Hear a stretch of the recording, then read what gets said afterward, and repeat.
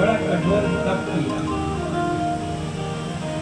पहले कुछ फल वगैरह खाया, कबीर वगैरह के पहले 3 दिन के बाद एक बार खाया। 1 महीना निकल गया, भगवान नहीं मिले। दूसरे महीने में 6 दिन के बाद में कुछ पत्ते वगैरह खा लेना और उससे 1 महीना निकाल दिया। फिर तीसरे महीने में 9 दिन के बाद में खाली पानी पीना, एक बार पानी पीना और 9 दिन तक विराम। तीसरा महीना भी निकल गया। चौथे महीने में 12 दिन के बाद खाली श्वास।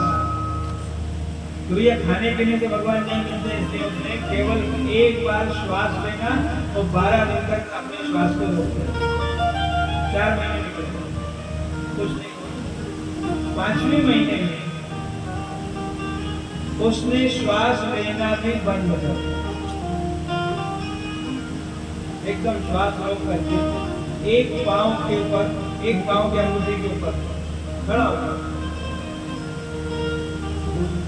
और 2 द्वादशाक्षर मंत्र का जप करते। उसने जब अपनी श्वास रोकी तो देवताओं के भी श्वास रोक गए, उनकी भी हवा बंद हो गई। तो सबको घबराहट होने लगी कि क्या बात है। जाकर के और उन्होंने भगवान से प्रार्थना की, महाराज जी क्या चाहता है उसको जाकर के देखो, नहीं तो हमारे सब सुन रहे। भगवान ने कहा डरो मत, मैं जाकर के उसको तब से मिले। यहाँ लिखा हुआ है कि भगवान सब जगह दर्शन देने जाते हैं। आज तक जितने भक्त हुए ना, सबको दर्शन देने भगवान गए, लेकिन यहाँ भगवान उसका दर्शन करने के लिए सभृत्य विवृक्षया ययौ, उसको देखने के लिए आए कि छोटा सा भक्त कैसा है। भगवान है, अब भगवान आ गए। हम लोग तो थोड़ा सा भजन करते, एक आध माला फेरी नहीं फेरी, कांच पे मुंडो देखो राजा, तेज आया कि नहीं आया, ग्लो चमक आई कि नहीं आई, मैं कतलो सुंदर हुई। तो एक माला, 2 माला, 4 माला फिर मुंडो देखो राजा, आँख खोल ने देखो राजा, भगवान आया नहीं आया।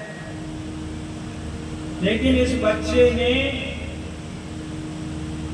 आँख ही नहीं खोली, भगवान आगे तो भी आँख नहीं खोली।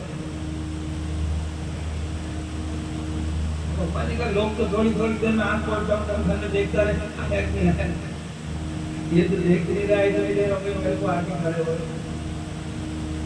असल में क्या हो रहा था कि जो ध्यान भगवान का नारद जी ने बताया था, भगवान का वो स्वरूप, वो उसको अंदर दिख रहा था। अब जिसको अंदर मजा नहीं आता है वो बाहर मजा ढूंढता है, जिसको अंदर आनंद नहीं आता है वो बाहर आनंद की तलाश में भटकता है। वटे मिलेगा, सब जगह जगह घूमता है। अंदर जब आनंद आने लग जाए तो समझ लो कि अब हमारा सब काम हो गया।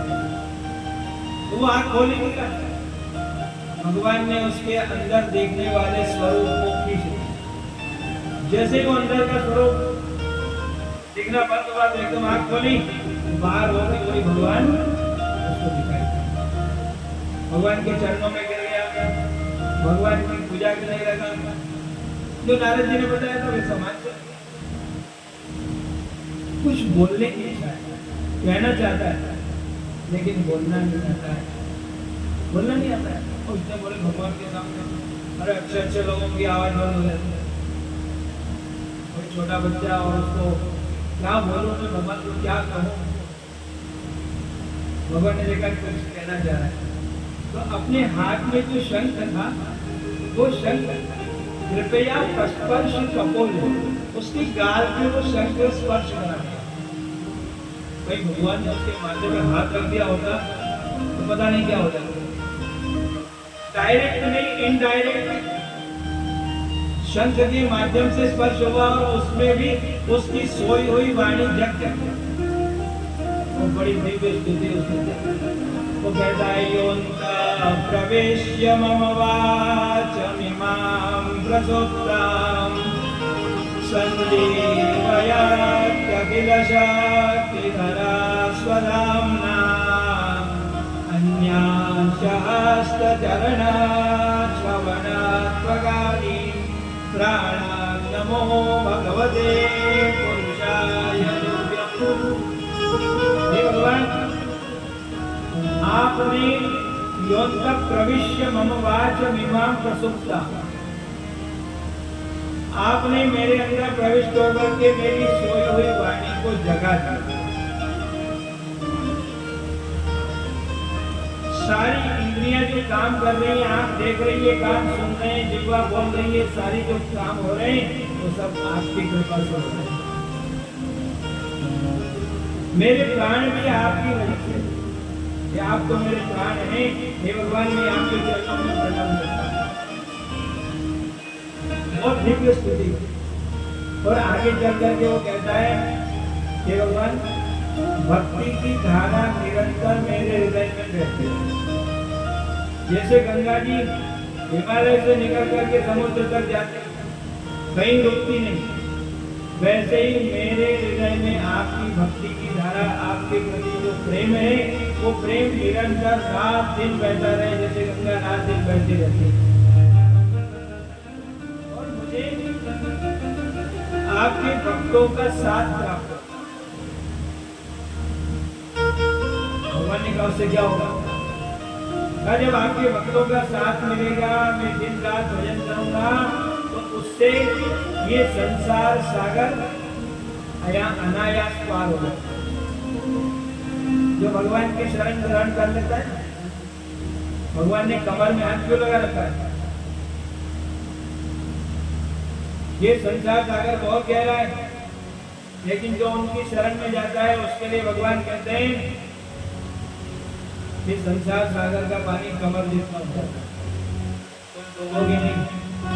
इधर आ जाओ, एक हाथ से ऐसे कर, इधर आओ, मैं यहाँ खड़ा हूँ, डरो मत, ये संसार सागर का पानी इतना ही।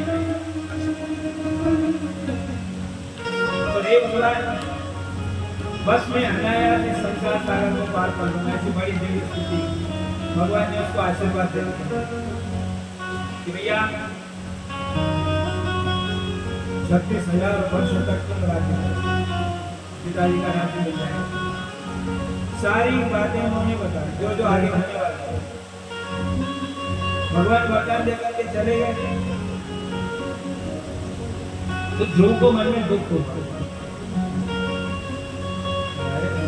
विदुर जी पूछते हैं कि इतना अच्छा वरदान मिल गया कि 36,000 वर्ष तक राज्य करोगे, उसके बाद हमारा ध्रुव लोक मिलेगा तुमको, हमारे लोक में आ जाओगे। फिर दुखी होने की क्या बात?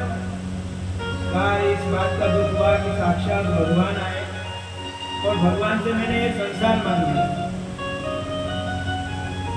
हमारे हृदय के कोने में कहीं भी कोई ऐसी बात रहती है तो भगवान को मालूम पड़ता है। मैं जब घर से निकला था तो मेरे अंदर वो पिताजी की गोद में बैठने की बात था, वो मैंने भगवान को नहीं बताया, लेकिन भगवान को मालूम है।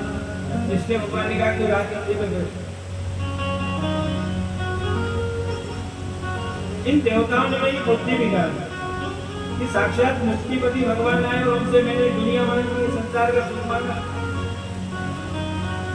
फिर वहां से चले भैया, घर आए, राज्य में आने के बाद में बड़ा स्वागत सत्कार हुआ, बड़ा आनंद हुआ। दोनों माताएं आई, सुरुचि भी आई, समिति भी आई। भगवान ने पहले सुरुचि को दो आशीर्वाद दिया, भगवान जल्दी निकले।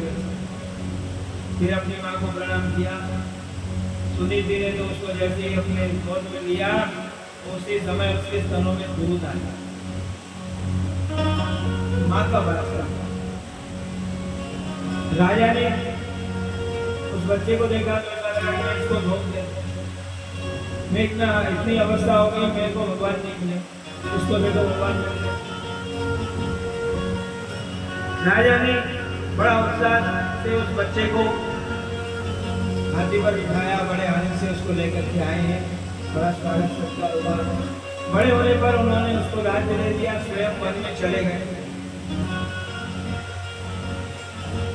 सुरुचि का बेटा जंगल में गया और वहां पर कुछ बुजुर्गों से उसकी लड़ाई हो गई, तो उसमें मारा गया। उसकी माँ उसको ढूंढने गई तो जंगल में आग लगी, वो उसमें जैसा किया ध्रुव को मालूम पड़ा कि मेरे भाई को इन लोगों ने मार दिया है यक्षों ने, तो वो वहां पर बड़ी भारी सेना लेकर के यक्षों से लड़ने बैठ गए। लड़ने के लिए पहुंचे, मेरे भाई को मारा, बदला लूंगा। लड़ाई शुरू हुई तो वहां पर मनु महाराज आए। मनु महाराज कौन है? उसके दादा थे। बड़े लोगों की बात माननी चाहिए। दादाजी आया और कहा, बेटा तुम भगवान के भक्त हो, तुमने भगवान की आराधना की, बचपन में इतना भगवान का दर्शन प्राप्त हुआ है, और तुम्हारे जैसा भक्त यदि वैर भाव रखेगा, दुश्मनी करेगा तो ये बात अच्छी है।